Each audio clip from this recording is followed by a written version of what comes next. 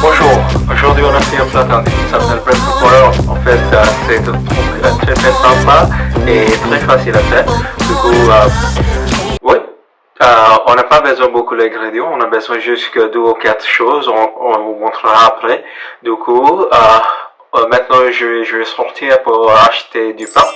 Pour le bread pokora, en fait, c'est traduit en français le beignet du pain.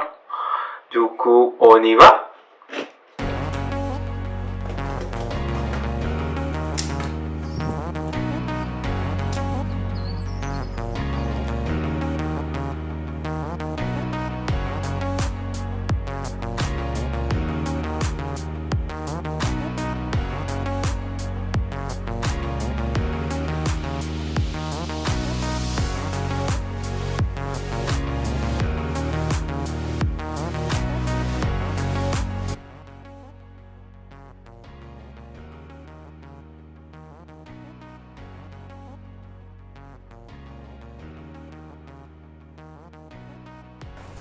Alors, on a commencé par couper le légume, hein, comme ça, des oignons, des patates et tout ça. Oui, comme ça, tous les légumes comme ça. Et en plus, on a mélangé tous les épices dans le légume. J'ai noté tous les épices qu'on a besoin dans la recette. Du coup, j'ai ajouté juste un peu du sel, du curcuma, un peu du cayenne, mais je vous conseille pour mais plus ou moins, ça vraiment dépend par rapport à votre goût. Si vous avez préféré quelque chose de très piquant, vous pouvez ajouter la chose piquante, par exemple le piment Espelette si vous voulez. Et vous avez le choix aussi, hein, mais c'est important. Vous êtes goûté la farce avant, vous êtes mettre dans la pâte. Et aussi, c'est important, je vous conseille pour mettre un peu plus le sel que moi, parce que comme ça, après vous mangez avec du pain, vous avez plus le goût. Hein. Ici, je mélange juste des oignons dans la pomme de terre. En plus, je vous conseille pour utiliser du vin. C'est important, hein, parce que si vous pouvez utiliser la fourchette ou les choses comme ça, mais avec du main, vous avez moins les choses pour laver, hein, alors. Alors, on a commencé avec le bread pokora, ça c'est le beignet du pain farci. Alors, on a mis le brioche comme ça dans l'assiette. Et avec une cuillère, on a mis un peu le farci. Je vous conseille, vous pouvez mettre pas trop, hein, parce que pour moi, c'est juste un cuillère, 2 cuillères, c'est suffit pour cette recette-là. Parce que comme ça, vous avez chose, c'est un peu léger. Vous pouvez faire comme vous voulez, mais je vous conseille pour faire comme ça alors.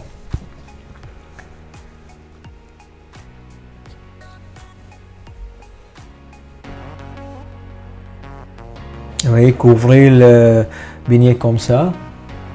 C'est prêt pour la deuxième étape. Alors, pour le deuxième, on a mélangé la farine de pois chiche avec de l'eau. Et je vous conseille pour commencer jusqu'avec un peu de farine et un peu de l'eau froide. Et j'utilise une cuillère pour bien mélanger le tout. Et je vous conseille aussi, si vous avez robot à la main, un mixeur à la main, vous pouvez utiliser ça, mais ça marche bien avec du cuillère aussi. Hein. Vous n'avez pas besoin de choses très à la mode ou les choses très high-tech. La seule raison que je vous dis ça, parce que c'est vraiment simple pour faire la recette. Hein. Si vous avez du mal, c'est tout, hein. Vous n'avez pas besoin. Alors, on a trempé du beignet dans la mixture comme ça. C'est important, vous êtes un peu pressé avec votre main et vous êtes bien fermé le beignet mais dans de l'huile chaude. Hein. Je vais vous montrer une autre fois. Oui, vous êtes trempé dans la mixture comme ça, dans chaque côté, et poussez avec votre main. C'est important, vous bien fermer la bignette. Hein. Et voilà, le dernier.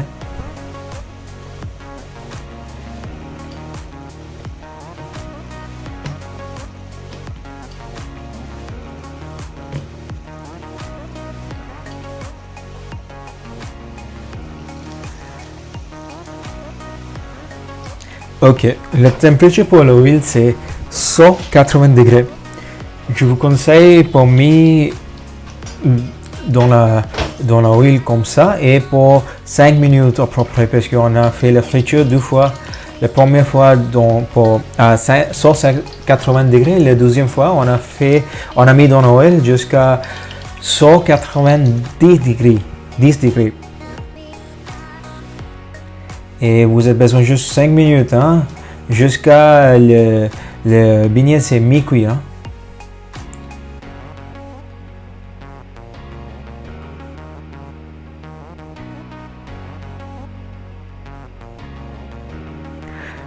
On a donné le beignet un peu 2 minutes pour rester un peu et on a donné l'huile aussi à 2 ou 3 minutes pour réchauffer un peu parce qu'on a besoin en plus de température pour la deuxième friture.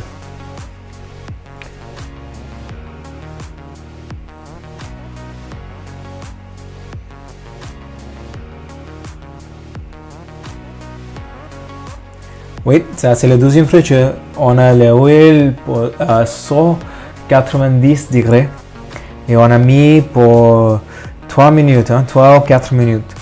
En plus, je vais vous montrer quelle est la bonne couleur pour le beignet. Mais vous pouvez enlever un peu en avance hein, si vous voulez.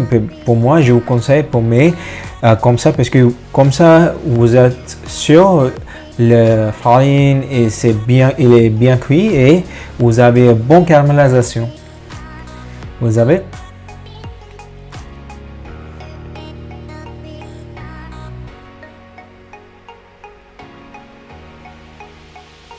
Alors, maintenant on a commencé avec le deuxième beignet. Le beignet avec l'épinarde et pomme de terre. Maintenant, je vous conseille pour commencer jusqu'avec l'épinarde, mais un peu de farine de pois chiche et mélanger avec votre main. En plus, vous pouvez faire la même chose comme le massage. Hein, si vous imaginez vous avez donné l'épinarde un petit massage, mais bien ramasser l'épinarde et parce que on a beaucoup de l'eau dans l'épinarde, du coup vous avez besoin à peu près 5 minutes pour faire ça parce qu'après 5 minutes il a relanté tout l'eau et ça marche bien alors. Petit à petit vous êtes mélangé tout le farine de pois chiche et jusqu'à vous avez une bonne consistance. Si vous êtes beaucoup le pois chiche qui est dans la base du récipient, vous pouvez ajouter un peu de l'eau. Comme ça, vous avez la bonne consistance. J'ai déjà mis tous les épices que j'ai ajouté dans la mixture, dans la recette que vous avez dans le commencement de la clip. Du coup, vous pouvez regarder hein, si vous voulez. Et oui, maintenant j'ai ajouté un peu de sel. Avec le sel, l'épinarde il a ralenti plus de l'eau, de jus.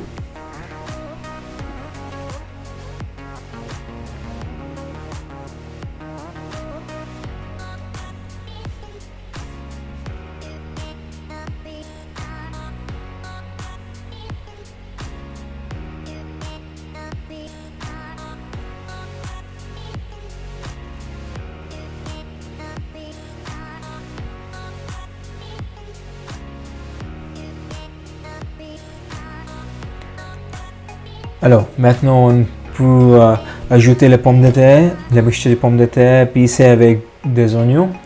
dedans, le mixture du épinard. En plus, on a utilisé du main, hein, mais c'est pas grave. Comme ça, vous êtes bien mélangé, vous avez mélangé bien la mixture.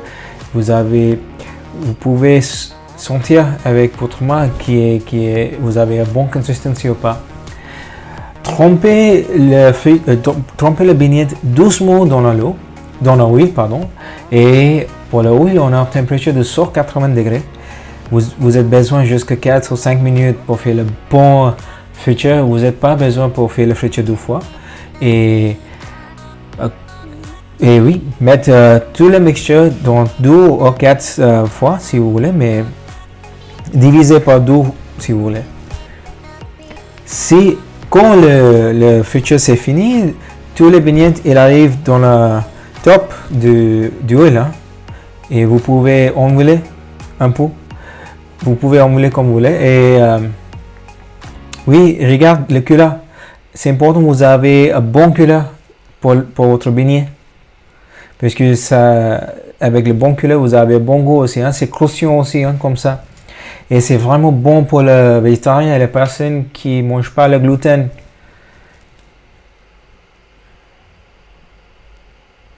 Alors, c'est prêt. Du coup, on a ajouté des épices.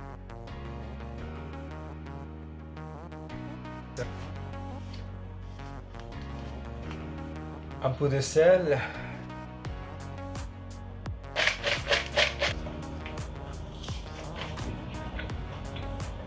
Magnifique.